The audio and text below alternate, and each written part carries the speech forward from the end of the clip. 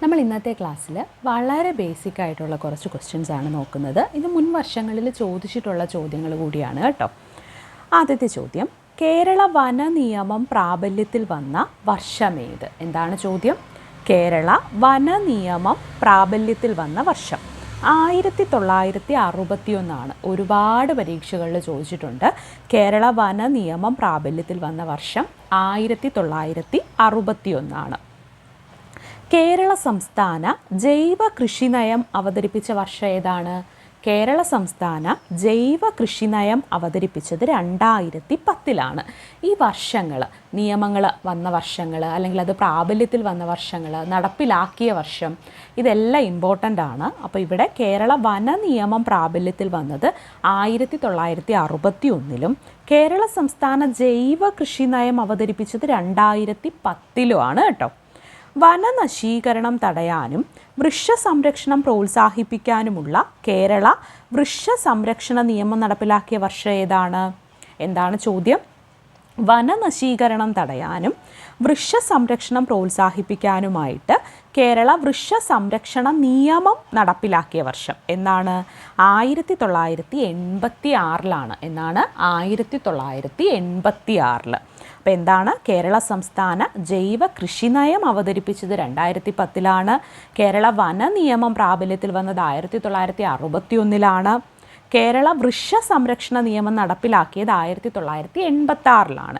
കേരള വൃക്ഷ സംരക്ഷണ നിയമത്തിൻ്റെ ലക്ഷ്യം എന്ന് പറയുന്നത് വനനശീകരണം തടയാനും വൃക്ഷ സംരക്ഷണം പ്രോത്സാഹിപ്പിക്കുക. ഇതാണ് കേരള വൃക്ഷ സംരക്ഷണ നിയമത്തിൻ്റെ ലക്ഷ്യം. 1975 സ്ഥാപിതമായ കേരള ഫോറസ്റ്റ് റിസർച്ച് ഇൻസ്റ്റിറ്റ്യൂട്ട് സ്ഥിതി ചെയ്യുന്നത് എവിടെയാണ്? ഇവിടെ 2 കാര്യങ്ങളാണ് നമ്മൾ പഠിക്കുന്നത്. ഒന്ന്, കേരള ഫോറസ്റ്റ് റിസർച്ച് ഇൻസ്റ്റിറ്റ്യൂട്ട് എവിടെയാണെന്നും അത് സ്ഥാപിതമായ വർഷവും. 1975 തൃശ്ശൂരിലെ പീച്ചിയിലാണ് കേരള ഫോറസ്റ്റ് റിസർച്ച് ഇൻസ്റ്റിറ്റ്യൂട്ട് സ്ഥാപിതമായത്. ക്ലിയർ ആയല്ലോ? അപ്പോൾ കേരള വന നിയമം പ്രാബല്യത്തിൽ വന്നത് 1961. കേരള സംസ്ഥാന ജൈവ കൃഷി നയം അവതരിപ്പിച്ചത് 2010. വനനശീകരണം തടയാനും വൃക്ഷ സംരക്ഷണം പ്രോത്സാഹിപ്പിക്കാനുമായിട്ട് കേരള വൃക്ഷ സംരക്ഷണ നിയമം നടപ്പിലാക്കിയത് 1986. 1975 സ്ഥാപിതമായ കേരള ഫോറസ്റ്റ് റിസർച്ച് ഇൻസ്റ്റിറ്റ്യൂട്ട് സ്ഥിതി ചെയ്യുന്നത് തൃശ്ശൂരിലെ പീച്ചിയിലാണ്. ക്ലിയർ ആയല്ലോ? അത്രയും ക്വസ്റ്റ്യൻസും അതിൻ്റെ ആൻസറും ക്ലിയർ ആയല്ലോ? നമുക്ക് ബാക്കി നോക്കാം. കേരളത്തിൽ ഏറ്റവും കൂടുതലായിട്ട് കാണപ്പെടുന്ന മണ്ണിനം ഏതാണ്? നമ്മളോട് മിക്ക പരീക്ഷയിലും ഇന്ത്യയിൽ ഏറ്റവും കൂടുതൽ കാണപ്പെടുന്ന മണ്ണിനം ഏതാണ്, കേരളത്തിൽ ഏറ്റവും കൂടുതൽ കാണപ്പെടുന്ന മണ്ണിനം ഏതാണ്, ഇങ്ങനെയുള്ള ക്വസ്റ്റ്യൻസ് ചോദിക്കാറുണ്ടല്ലേ. അങ്ങനെ കേരളത്തിൽ ഏറ്റവും കൂടുതലായിട്ട് കാണപ്പെടുന്ന മണ്ണിനമാണ് ലാറ്ററൈറ്റ് അഥവാ വെട്ടുകൽ മണ്ണെന്ന് പറയും. കേരളത്തിൽ ഏറ്റവും കൂടുതലായിട്ട് കാണപ്പെടുന്ന മണ്ണിനം ഏതാണ്? ലാറ്ററൈറ്റ് ആണ്. അപ്പോൾ എന്താണ് ചോദ്യം? കേരളത്തിൽ ഏറ്റവും കൂടുതലായിട്ട് കാണപ്പെടുന്ന മണ്ണിനം ഏതാണ്? ലാറ്ററൈറ്റ് അഥവാ വെട്ടുകൽ മണ്ണാണ്. കേരളത്തിലെ ഇടനാട് ഭൂപ്രകൃതിയിൽ കൂടുതലായിട്ട് കാണപ്പെടുന്ന മണ്ണിനമോ? അതും ലാറ്ററൈറ്റ് മണ്ണ് തന്നെയാണ്. അപ്പോൾ എന്താണ് കേരളത്തിലെ ഏറ്റവും കൂടുതലായിട്ട് കാണപ്പെടുന്നതും?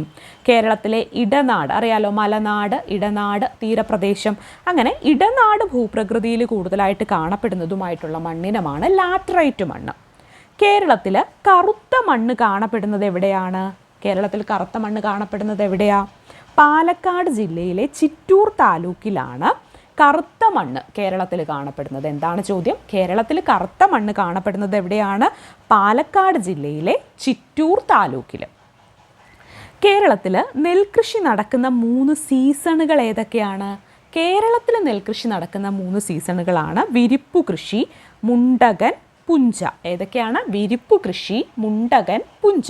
ഇത് 3ഉമാണ് കേരളത്തിൽ നെൽകൃഷി നടക്കുന്ന 3 സീസണുകൾ. അപ്പോൾ കേരളത്തിൽ ഏറ്റവും കൂടുതലായിട്ട് കാണപ്പെടുന്ന മണ്ണിനം ലാറ്ററൈറ്റ് അഥവാ വെട്ടുകൽ മണ്ണാണ്. കേരളത്തിലെ ഇടനാട് ഭൂപ്രകൃതിയിൽ കൂടുതലായിട്ട് കാണപ്പെടുന്ന മണ്ണിനമോ? അത് ലാറ്ററൈറ്റ് മണ്ണാണ്. കേരളത്തിൽ കറുത്ത മണ്ണ് കാണപ്പെടുന്നത് പാലക്കാട് ജില്ലയിലെ ചിറ്റൂർ താലൂക്കിലാണ്.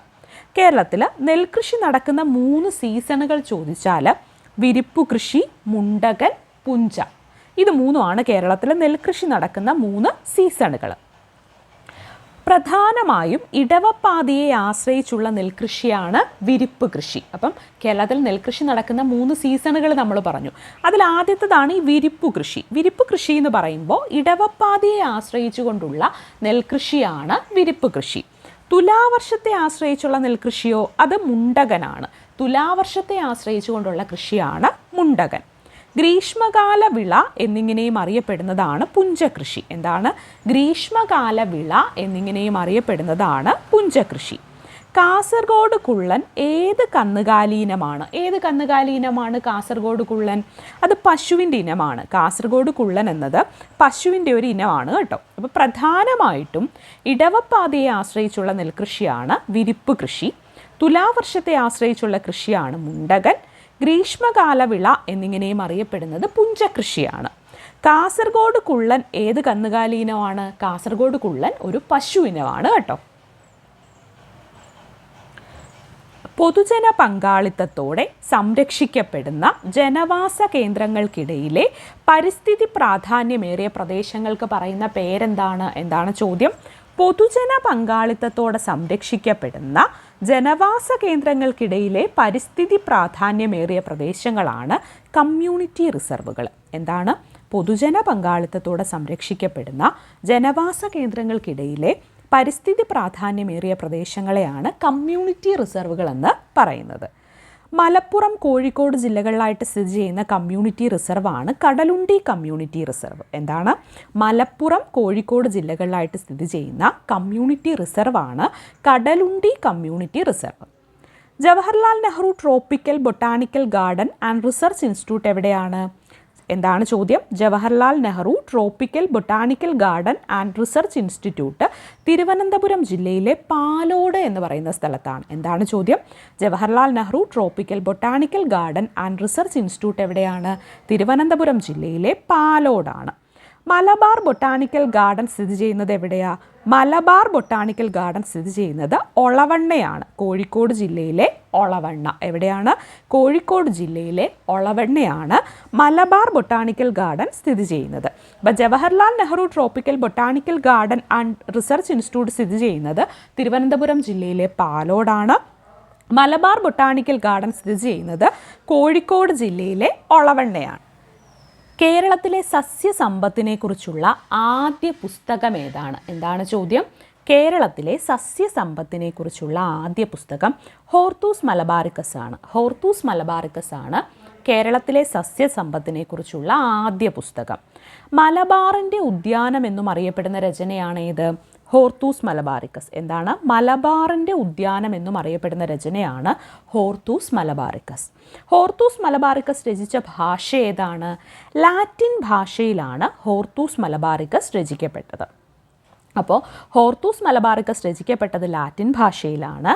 അതുപോലെ നെതർലൻഡിലെ ആംസ്റ്റർഡാമിൽ നിന്നും 12 വാല്യങ്ങളായിട്ട് ഹോർത്തൂസ് മലബാറിക്കസ് പുറത്തിറങ്ങിയ കാലയളവ് എന്താണ്? നെതർലൻഡിലെ ആംസ്റ്റർഡാമിൽ നിന്നും 12 വാല്യങ്ങളായിട്ട് ഹോർത്തൂസ് മലബാറിക്കസ് പുറത്തിറങ്ങിയ കാലയളവ് 1678 മുതൽ 1693 വരെയാണ്. ചില സ്ഥലങ്ങളിൽ ഇത് 1678 മുതൽ 1703 വരെ എന്ന് പറയപ്പെടുന്നുണ്ട്. ചില സ്ഥലങ്ങളിൽ ഇത് PSCയുടെ ബുള്ളറ്റിനിൽ കണ്ടതാണ് 1678 മുതൽ 1693 വരെ എന്നുള്ളത്. അപ്പം നെതർലൻഡിലെ ആംസ്റ്റർഡാമിൽ നിന്നും 12 വാല്യങ്ങളായിട്ട് ഹോർത്തൂസ് മലബാറിക്കസ് പുറത്തിറങ്ങിയ കാലയളവ് 1678 മുതൽ 1693 വരെയാണ്. ഹോർത്തൂസ് മലബാറിക്കസ് രചിക്കപ്പെട്ട ഭാഷ ലാറ്റിനാണ്.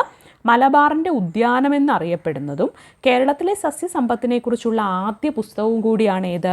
Hortus Malabaricus.